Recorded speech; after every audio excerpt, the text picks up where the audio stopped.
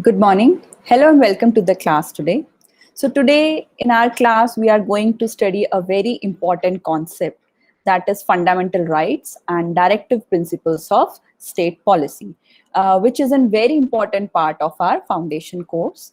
And it is a topic which is covered under the subject Indian polity. So the learning objectives for today's class will be to assess the importance and limits of fundamental rights, to understand various types and the uses of various writs which enforces the fundamental rights for a Indian citizen.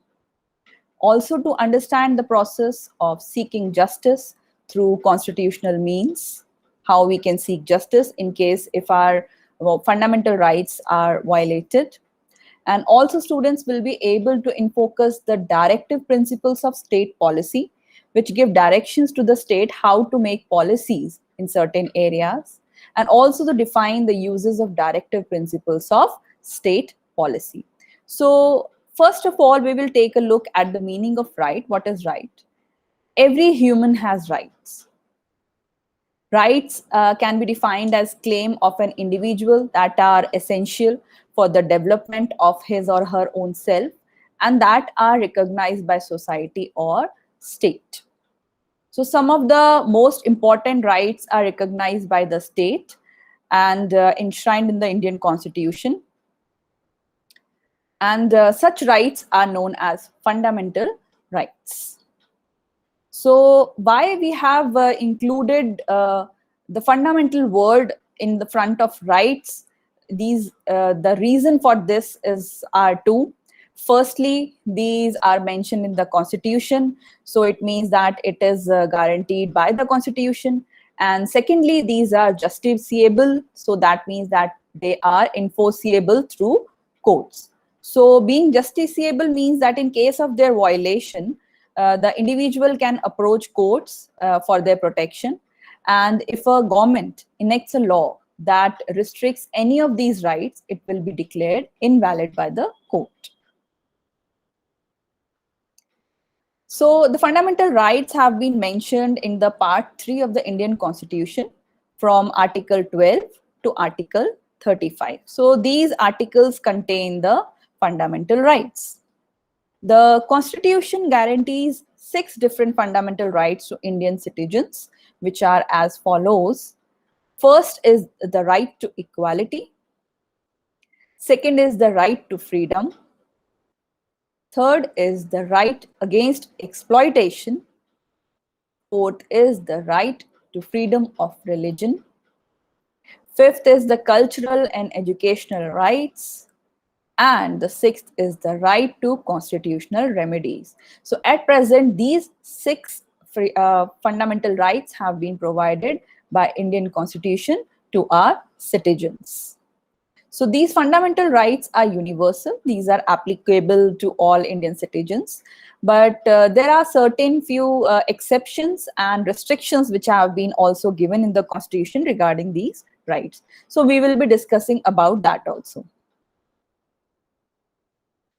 So originally, when the Indian Constitution was framed, there were 7 fundamental rights in the Constitution.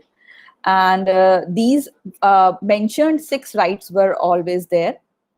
So the 7th fundamental right was the right to property.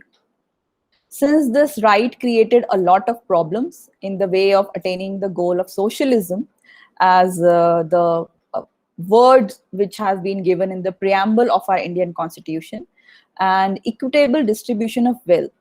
So later on, it was removed from the list of fundamental rights in 1978 by the 44th Constitutional Amendment. So amendments are done by the Parliament, passing the 2/3 of the majority if they want to bring any changes in the articles which have been given in the Indian Constitution. So, however, this right has been deleted, but this does not mean that we don't have right to acquire, hold, or dispose of property. So certainly we have these rights, and citizens are still free to enjoy this right, but now it is just a legal right. So it is not a fundamental right, but a legal right. It is made a legal right under Article 300A in Part 12 of the Constitution. So let us now take a look at the features of the fundamental rights. So the first feature is that protection by Constitution.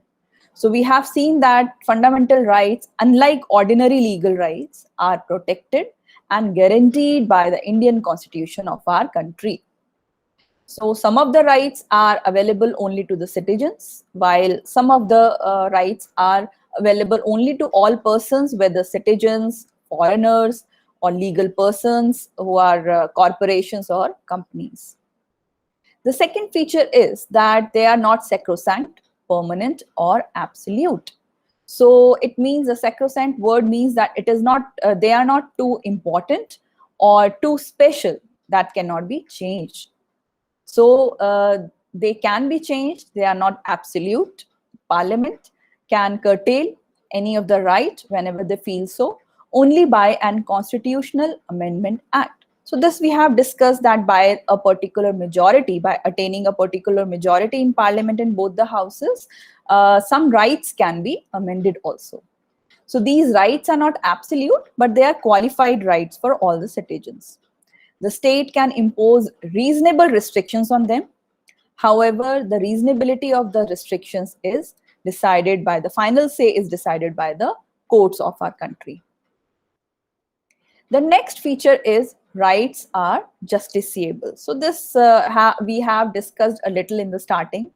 The rights are justiciable and allow persons to move the courts for their enforcement if and when they are violated.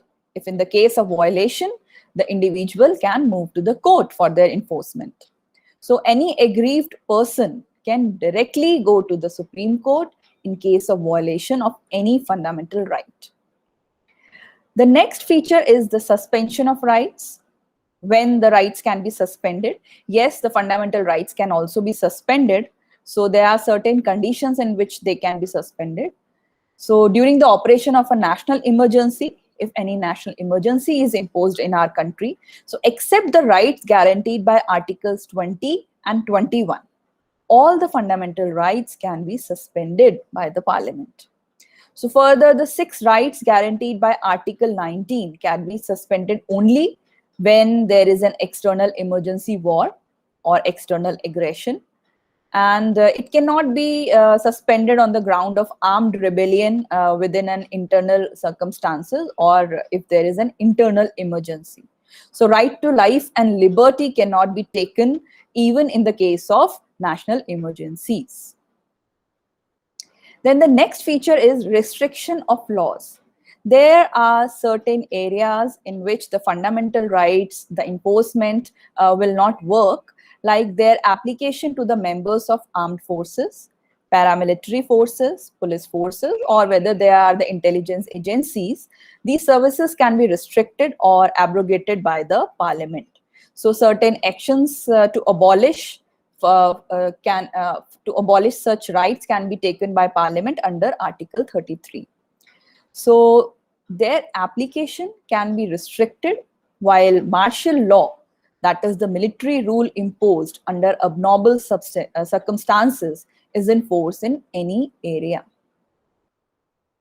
So we have discussed the various features of fundamental rights. Now we will start with the fundamental rights. And the first fundamental right is right to equality, which is given under the Article 14 till Article 18. So the first right, Article 14, is the equality before law. It says that no person shall be denied treatment of equality before the law or the equal protection of the laws within the territory of India. So the right is extended to all persons, whether they are citizens or foreigners or any corporations, companies, registered societies, or any other type of legal person.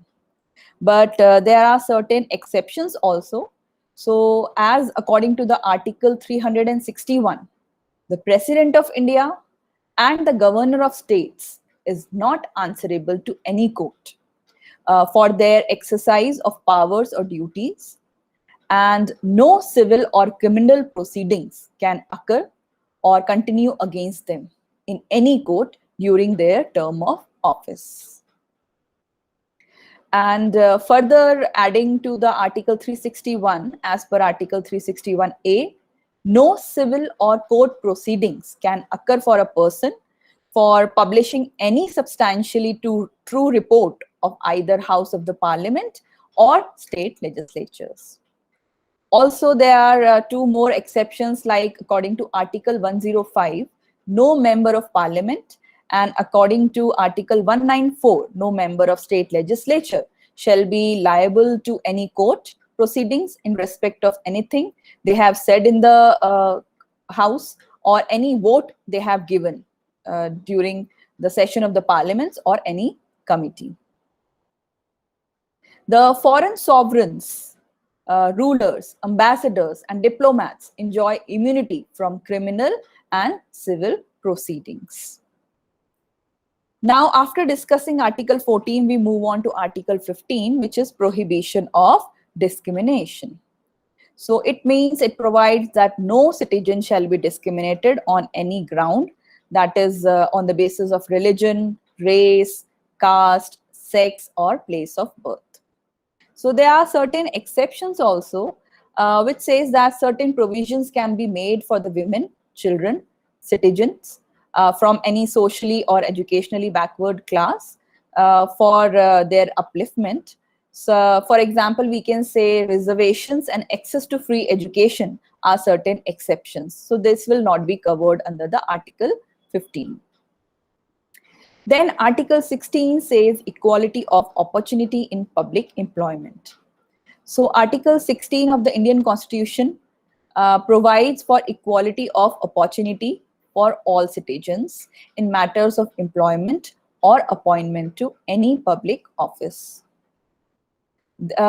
Here also there are certain exceptions. We can see that any citizen of India is can be appointed in any public office, and they have the right for that. But there are some exceptions, like provisions for reservation in appointments or posts for any backward class that is not adequately represented in the state services can be done. Then there is the most important right, Article 17, which gives the abolition of untouchability.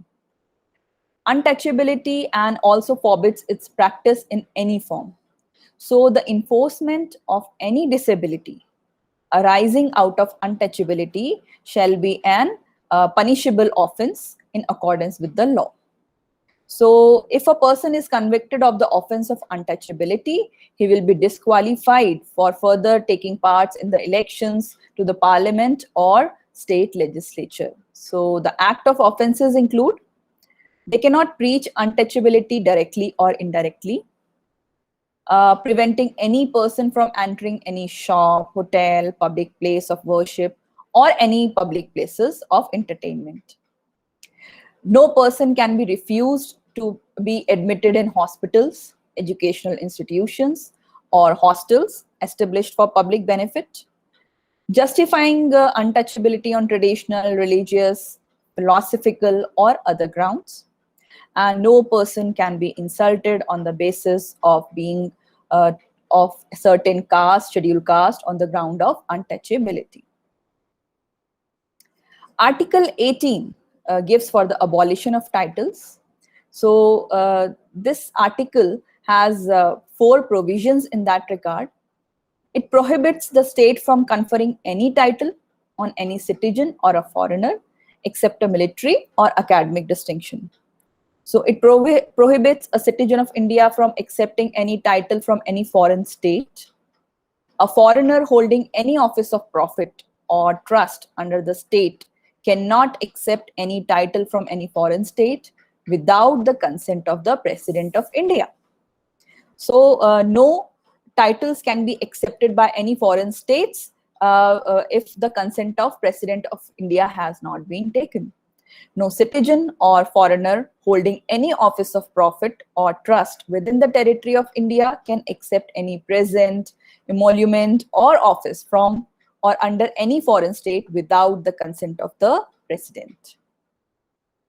So all the British titles like Sir, which is the knighthood which was given earlier, or Rai Bahadur, these titles were given to British loyalists during the British rule, and they have been abolished because if they are given, then they create distinctions of artificial nature. So here we can see that poet Rabindranath Tagore won the Nobel Prize in 1913 for his work of poems, that was Gitanjali, and it was published in London in 1912. So for that he won the Nobel Prize, and the British government then conferred him with the title of Sir. But when the Jallianwala Bagh massacre happened in 1919, he returned back the title in return of the protest, so that the British government can know that he does not want any title from them. So this was the example earlier which happened in British times. But however, the President of India can confer civil and military awards to those who have rendered meritorious service to the nation in different fields. And we will discuss the civil awards which are given in India. These are Bharat Ratna, Padma Vibhushan, Padma Bhushan, Padma Shri, and the military awards like Veer Chakra or the Ashok Chakra, Paramveer Chakra, Bharat Ratna. So these are the awards which can be conferred upon by the President of India. So these titles can be held by the citizens. Then after that right to equality, we move on to next right, that is right to freedom. So right to freedom is given under Article 19 to Article 22, and Indian citizens enjoys 6 freedoms as per the Constitution.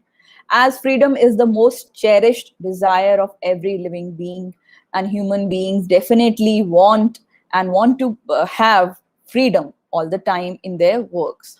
So the right to freedom ensures that Indian citizens can carry out their daily lives peacefully without any undue restriction, harassment, or any kind of oversight by the government.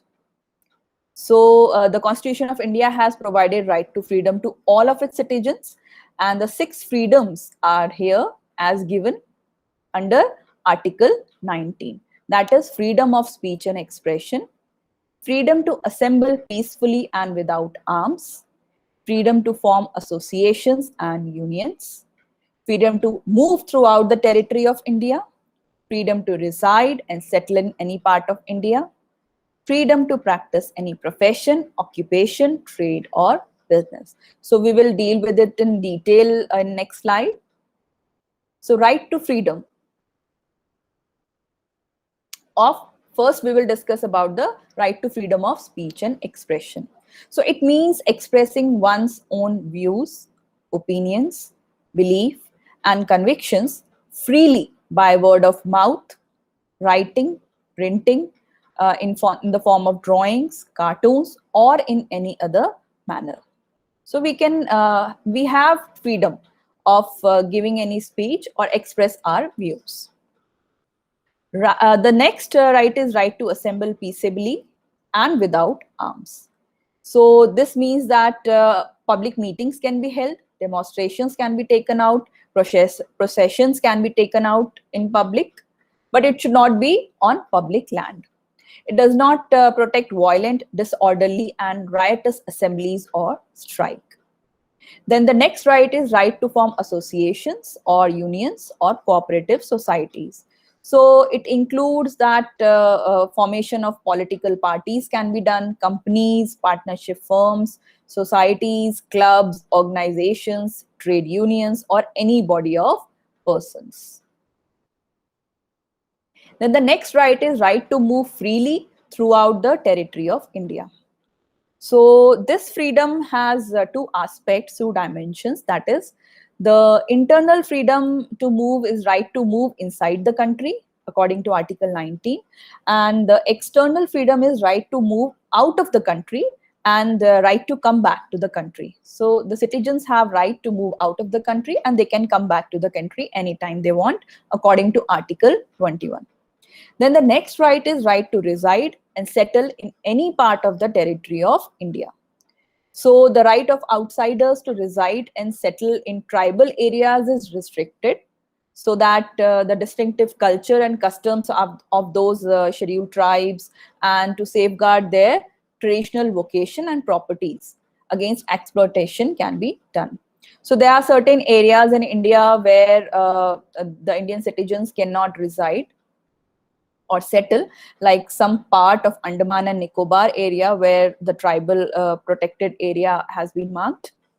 Then the next right is right to practice any profession or to carry on any occupation, trade, or business.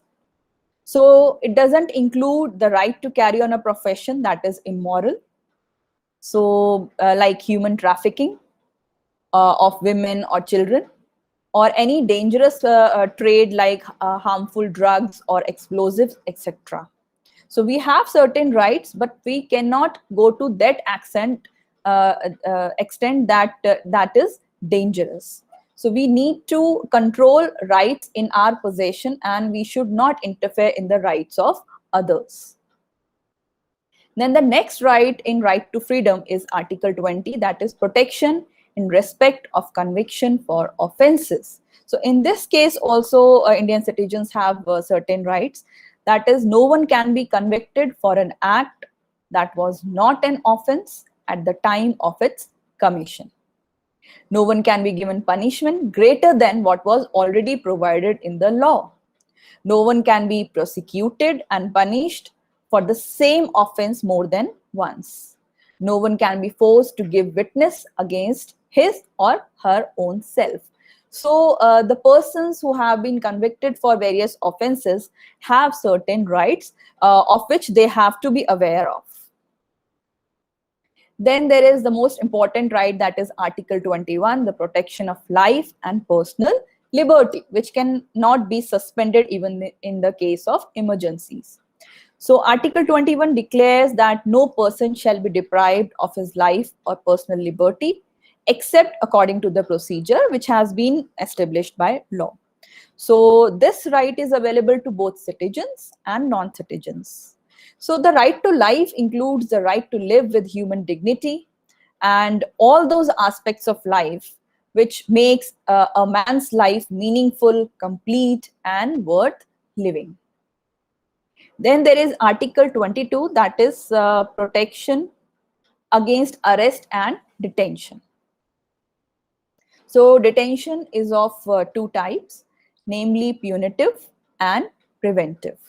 Punitive detention means punishment after trial and conviction, and preventive detention means, that is preventive punishment without trial and conviction. So the first part of Article 22 deals with the ordinary law and includes that rights to be informed of the grounds of arrest, why the person is arrested. He can also consult and he has a right to be defended by a legal practitioner. He has a right to be produced before a magistrate within 24 hours, excluding the journey time. Right to be released after 24 hours unless the magistrate authorizes further detention of the person. The second part of Article 22 deals with preventive detention law.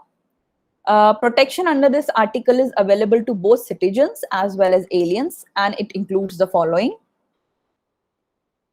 The detention of a person cannot exceed 3 months unless an advisory board, which consists of the judges of High Court, reports sufficient cause for extended detention. The ground of detention should be communicated to the detainee.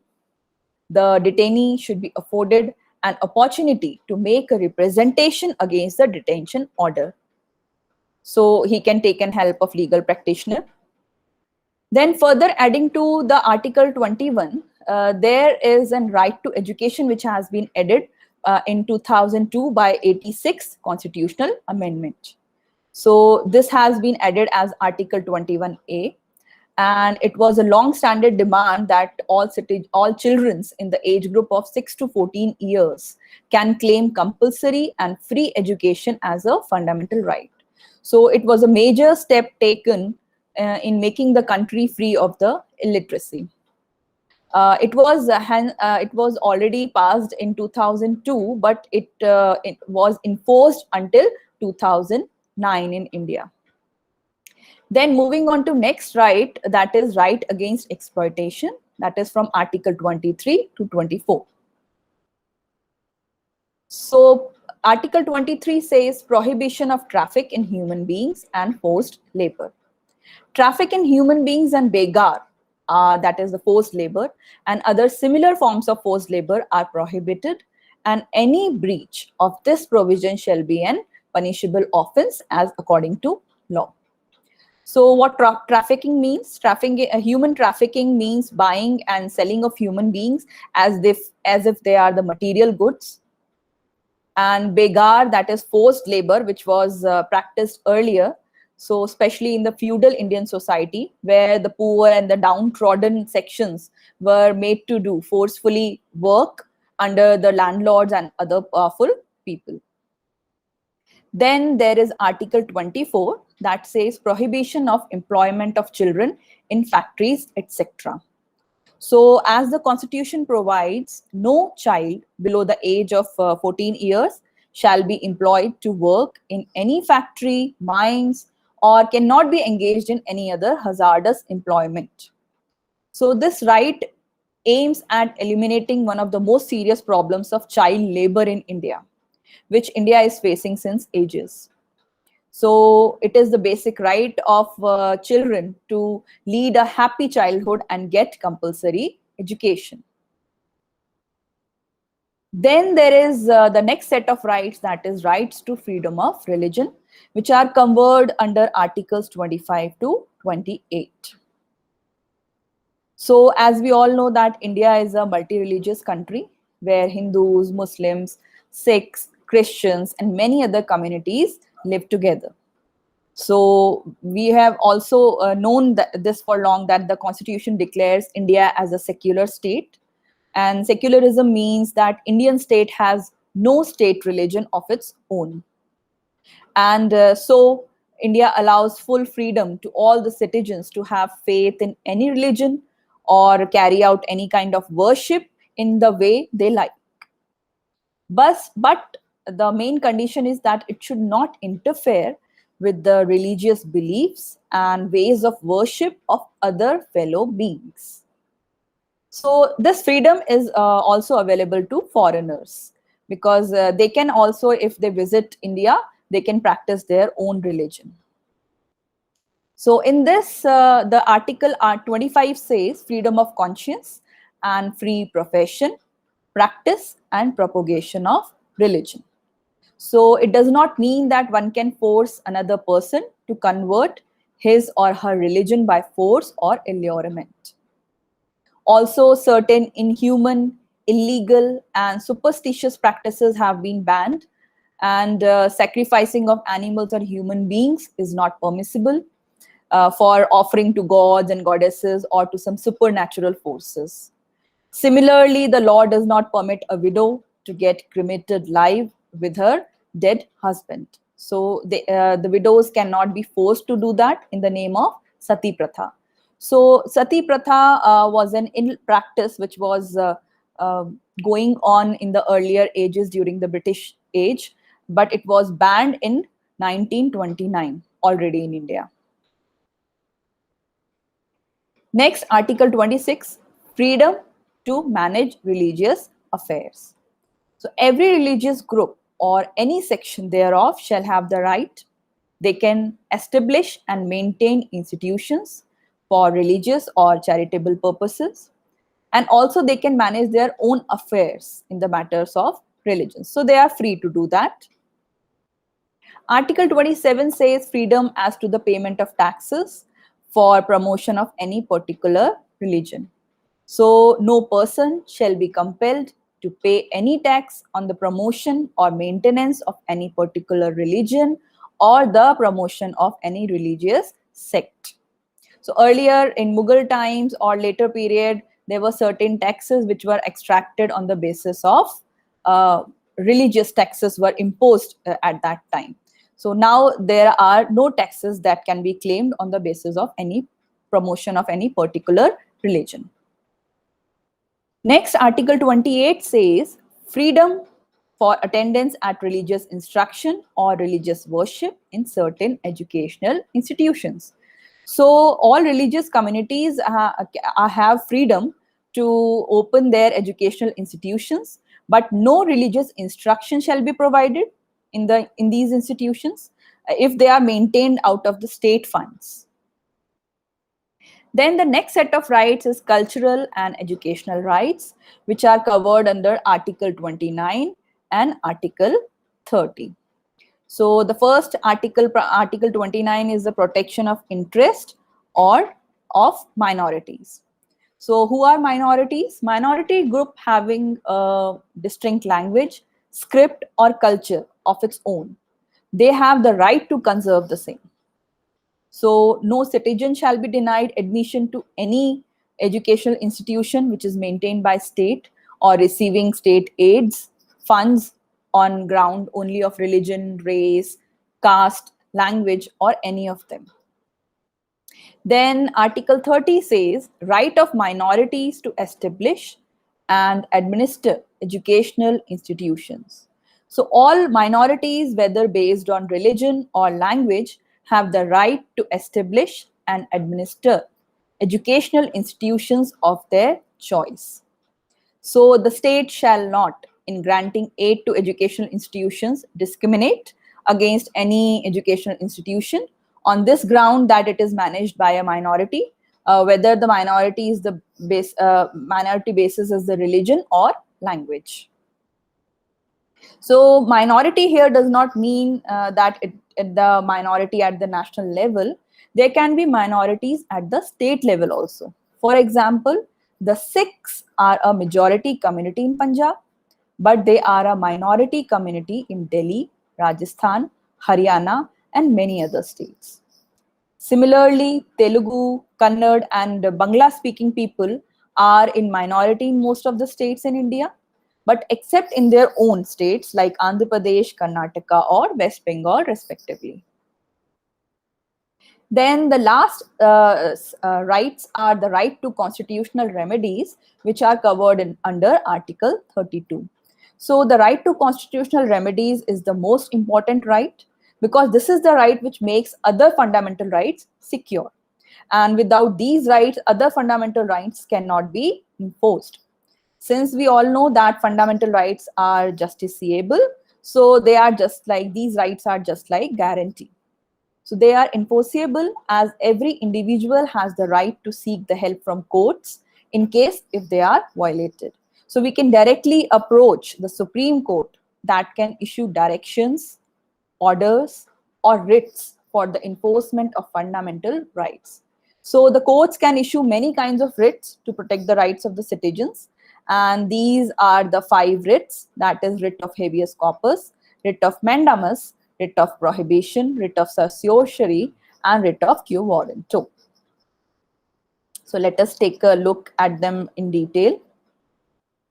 Firstly, the writ of habeas corpus. It is a Latin term which means to have the body of, and if a person is detained unlawfully, his relatives or friends or any person can move to court by filing an application under Article 226 in High Court, or if they want to move to Supreme Court, then under Article 32, they can formulate the writ of habeas corpus.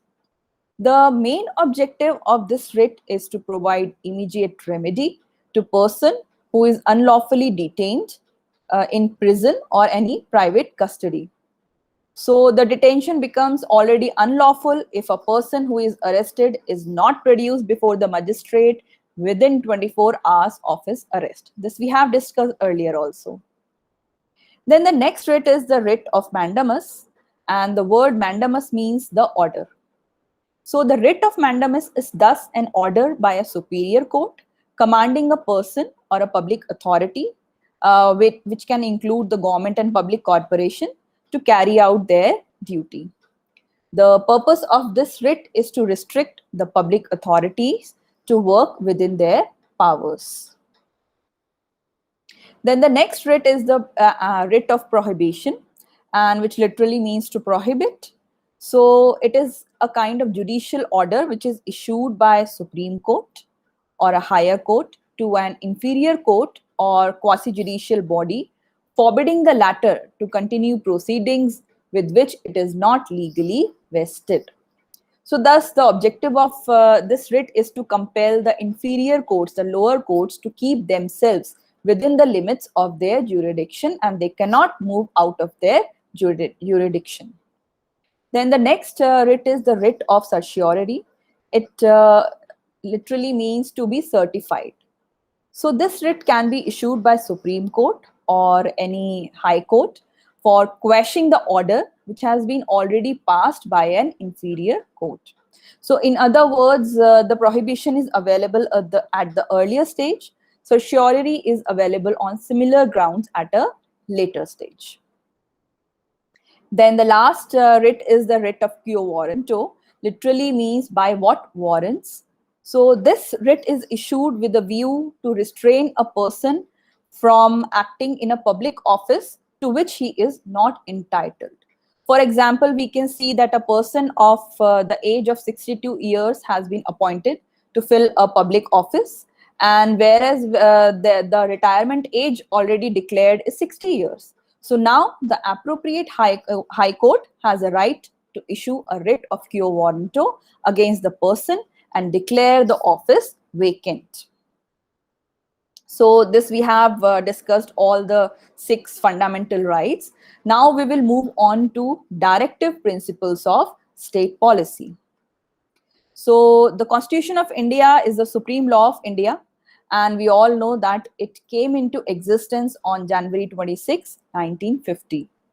As we all know that Indian Constitution is the longest written constitution, and it has more than 400 articles in the Constitution. There are 12 schedules, 22 parts, and more than 98 amendments have been done already. So the directive principles of state policy has been mentioned in the part 4th of the Constitution, and this is mentioned under Article 36 to Article 51. As we have seen that the fundamental rights have been mentioned in the part 3 of the Indian Constitution. So how the directive principles have emerged in our Constitution? The concept has been borrowed from the Irish Constitution, from Ireland, and the makers of the Constitution of India were influenced by the Irish nationalist movement. So the principles have been inspired by the Constitution of Ireland, and also certain principles have been borrowed, like the principles of Gandhism, principle related to social justice, economic welfare, foreign policy, legal and administrative matters. So this is how the classification of directive principles of state policy has been carried out. Certain articles are mentioned in socialist principles, and there are certain articles which are mentioned in the Gandhian principles, and there are certain articles which are mentioned in the liberal principles. Now we will take a look at the definition. So the directive principles of state policy are guidelines to the central and state governments of India that need to be kept in mind while framing various laws and policies. And these provisions are contained in Part 4th of the Indian Constitution, and these are not enforceable by any court. So principles laid down are considered fundamental in the governance of the country. It makes the duty of the state to apply these principles in making laws so that they can establish a just society in our country. So these are few characteristics of these principles. Directive principles are able to create social and economic conditions under which our citizens can lead a good life. They establish social and economic democracy through a welfare state. As India is a welfare state, we practice democracy. Directive principles can also act as a measurement stick, as a yardstick in the hands of the people to measure the performance of the government, how the government is doing. They are non-justiciable rights of the people. They cannot be enforced by any court of law. So, but still they are fundamental to the governance of the country. So let us now take a look at various articles which have been given under directive principles of state policy. So starting with Article 36, it has given the definition of state, as we sometimes use in the language of political science. In place of country, we use the term state. So what does the state means actually? It includes the government and parliament of India, and also the government and the legislature of each of the states, and also the local or other authorities within the territory of India who are under the control of the government of India. So in Article 37, it says that it talks about the application part, how these directive principles are applied. Article 38 says state needs to secure a social order for the promotion of the welfare of the people. Article 39 lays certain principles of policy which need to be followed by the state. That is the equal rights to men and women, ownership of resources, equal pay for equal work, protection of children. Article 39A says equal justice and free legal aid, so that the citizens who have economic or other disabilities can have access to equal justice. So they will be made available the legal practitioners by the state if they cannot afford them, so that the justice can be delivered also to them. Article 40 stresses upon the organization of village panchayats, the working of village panchayats. Then the Article 41 relates to right to work, to education, and to public assistance in certain cases. Article 42 gives provision for just and humane conditions of work. Article 43, in related to that, states that living wage, good working conditions, etc. should be given to workers.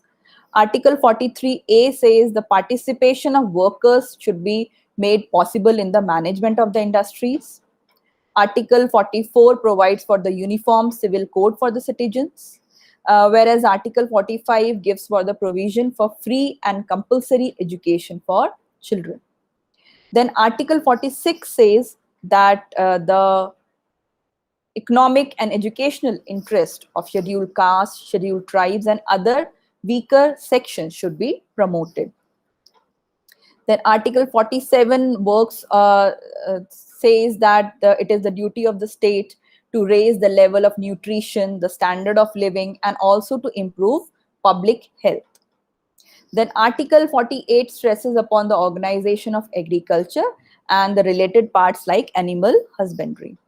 Article 48A wants the protection and improvement of environment and safeguarding of forest and wildlife. Article 49 says the protection of monuments and places and objects of national importance. Article 50 whereas says separation of judiciary from executive, so that they do not influence each other and they can work in their own areas.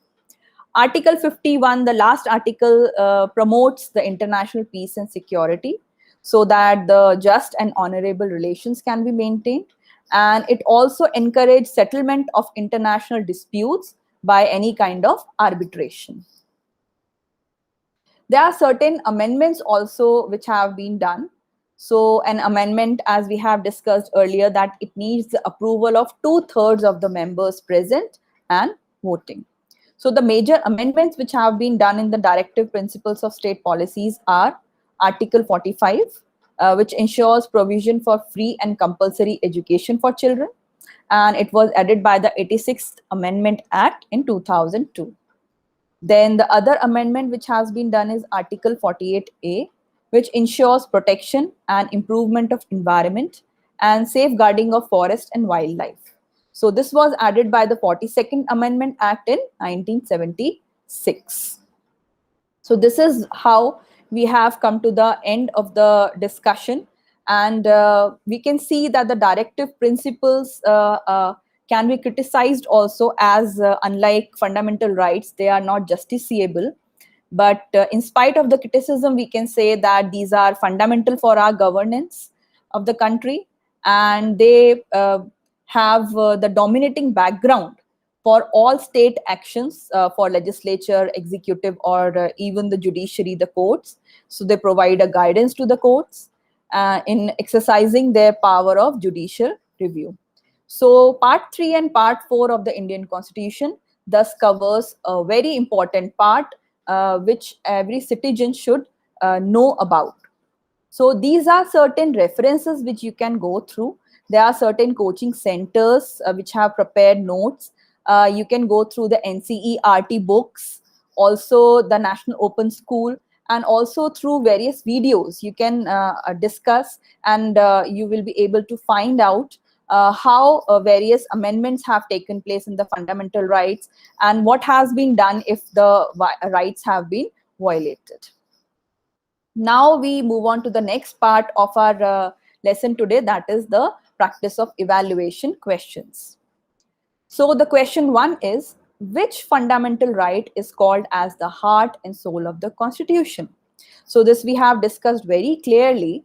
The options are right to equality, right to freedom, right against exploitation, right to constitutional remedies.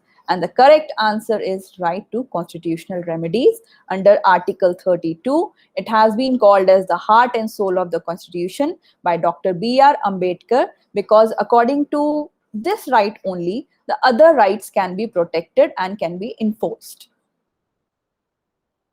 Then there is question number 2, that is, the right to property is no more a fundamental right by the virtue of which of the following amendment? So as we all have discussed that there are presently there are 6 fundamental rights, but earlier during the original constitution making, there were 7 fundamental rights. So the fundamental rights, the right to property has been amended and removed from the category of fundamental rights. The options are 44th Amendment, 76th Amendment, 86th Amendment, or 42nd Amendment. So the correct answer is 44th Amendment. According to that, right to property was removed as a fundamental right, and later on it became a legal right under Article 300A. Then question number 3 says right to education was added as the fundamental right in the Constitution of India by adding. So there was certain section which was added to certain article. The options are Article 31, Article 22A, Article 21A, or Article 31A. So the correct answer is Article 21A, and under which through 86th amendment, constitutional amendment in 2002, and later on it was imposed in 2009, the right to education was incorporated as fundamental right in the Constitution of India. Then the next question is, part 3 of the Constitution of India is from. We have to tell the articles from which these are included in part 3. So part 3 includes fundamental rights, this we all know. Options are Article 14 to Article 32, Article 12 to Article 32, Article 14 to Article 35, Article 12 to Article 35. And the correct answer is Article 12 to Article 35. And these articles mentions about the fundamental rights in the Indian Constitution. Then the next question is, which article of the Indian Constitution abolishes untouchability?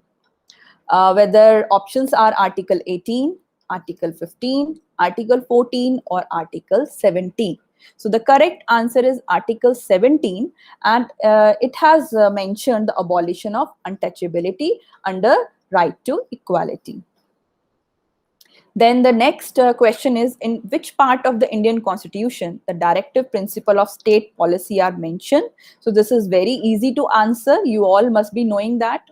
Their options are part 2, part 3, part 4, or part 5.